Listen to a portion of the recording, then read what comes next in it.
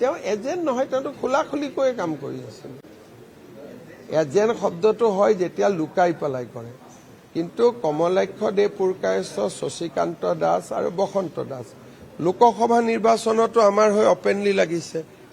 তেওঁলোকৰ ক্ষেত্ৰত মই নিগেটিভ শব্দ ব্যৱহাৰ কৰাৰ কাৰণটো বুজি পোৱা নাই, কাৰণ তেওঁলোকতো দেখা দেখিকৈ আমাৰ লগত আছিলে।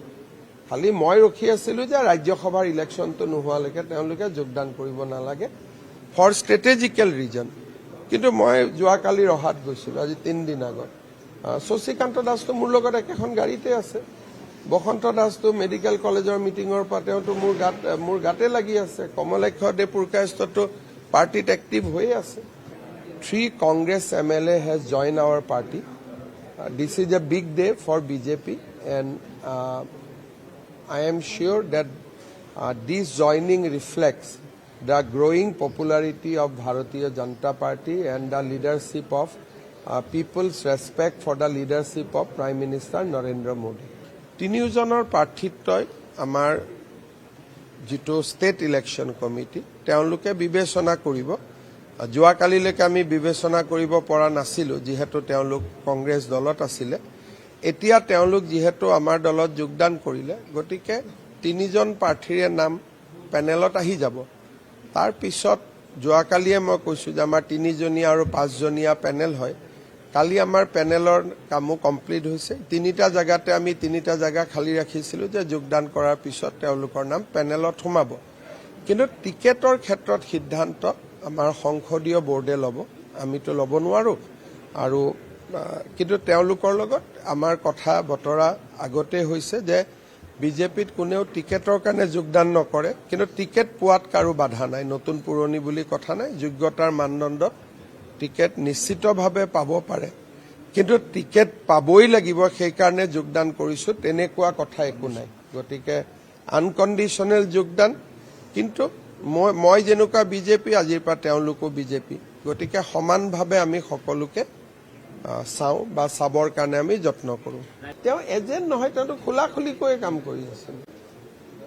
এজেণ্ট শব্দটো হয় যেতিয়া লুকাই পেলাই কৰে, কিন্তু কমলাক্ষ দে পুৰকায়স্থ, শশীকান্ত দাস আৰু বসন্ত দাস লোকসভা নিৰ্বাচনতো আমাৰ হৈ অপেনলি লাগিছে।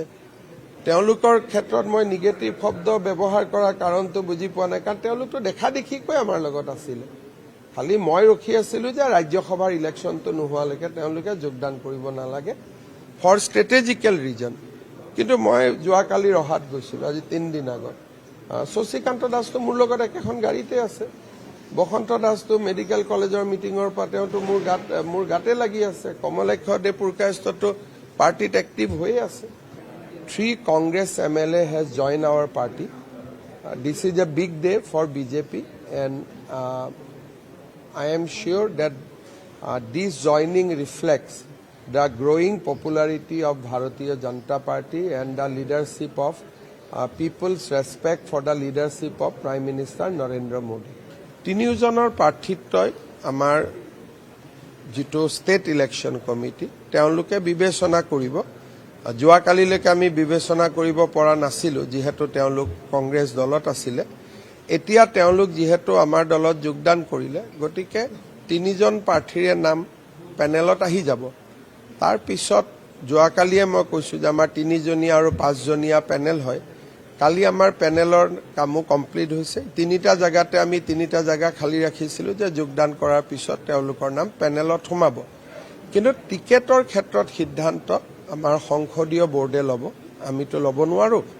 আৰু কিন্তু তেওঁলোকৰ লগত আমাৰ কথা বতৰা আগতে হৈছে যে বিজেপিত কোনেও টিকেটৰ কাৰণে যোগদান নকৰে, কিন্তু টিকেট পোৱাত কাৰো বাধা নাই। নতুন পুৰণি বুলি কথা নাই, যোগ্যতাৰ মানদণ্ডত টিকেট নিশ্চিতভাৱে পাব পাৰে, কিন্তু টিকেট পাবই লাগিব সেইকাৰণে যোগদান কৰিছোঁ তেনেকুৱা কথা একো নাই। গতিকে আনকণ্ডিশ্যনেল যোগদান।